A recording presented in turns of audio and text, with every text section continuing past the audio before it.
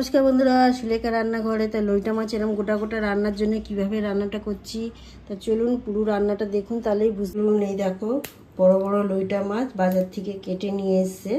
তা লইটা মাছ তো অনেক রকম অনেক কিছু করে খেয়েছো, লইটা মাছের আজকে ঝোল করে দেখাবো। তা কিভাবে ঝোলটা করছি আপনাদের সাথে শেয়ার করছি, পুরো গোটা গোটা থাকবে। তা প্রথম দেখো মাছটাকে ভালো করে ধুয়ে আমি এখানে ঝুড়িতে রেখে দিয়েছিলাম। এরকম একটা পাতলা ঝুড়িতে রাখলে কি হয়, জলগুলো সব বেরিয়ে যায়, মাছের আর জল থাকে না।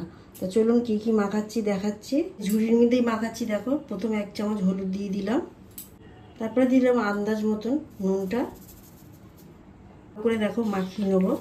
এই ঝুড়ির মধ্যেই মাখাচ্ছি।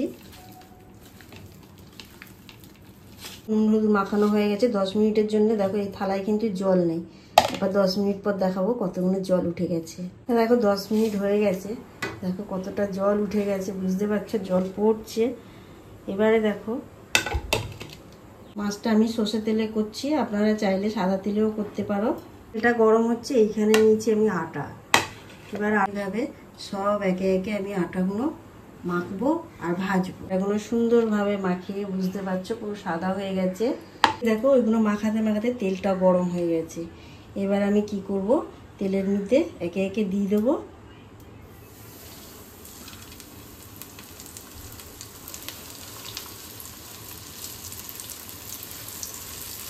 এবার আমি উল্টে দিচ্ছি।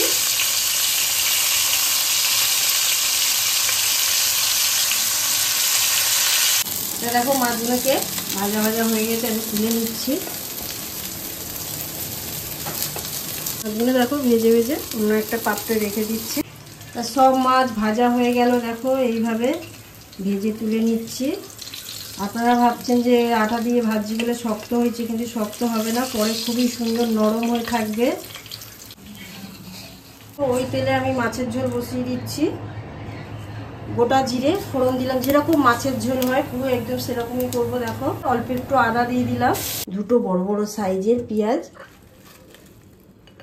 এইখানে 1 কেজির মতন লইটা মাছ রয়েছে, আপনাদের যেরকম কম সম করে নিয়ে আসবে সেইভাবে পেঁয়াজ রসুনটা নিয়ে নেবে।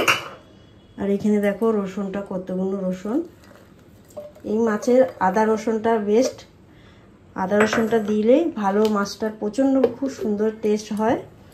দেখো এটাকে পেস্ট করে নেবো আমি। এখন যে পেস্ট করেছিলাম দেখো পেঁয়াজ রসুন পেস্টটা। এরপরে দিয়ে দিচ্ছি দেখো টমেটো, মতন হলুদ দিয়ে দিলাম অল্প একটু কাশ্মীরি লঙ্কার গুঁড়ো দিচ্ছি, লঙ্কার গুঁড়োটা দিচ্ছি, 1 চামচ জিরের গুঁড়ো দিলাম। আমি কষতে থাকবো। দেখো 5-6 মিনিট ধরে ভালো করে মশলাটাকে কষিয়ে নিলাম। মশলাটা কালারটা চেঞ্জ হয়ে গেছে। এবারে অল্প করে হালকা করে কুসুম জল দিয়ে দিচ্ছি। দেখো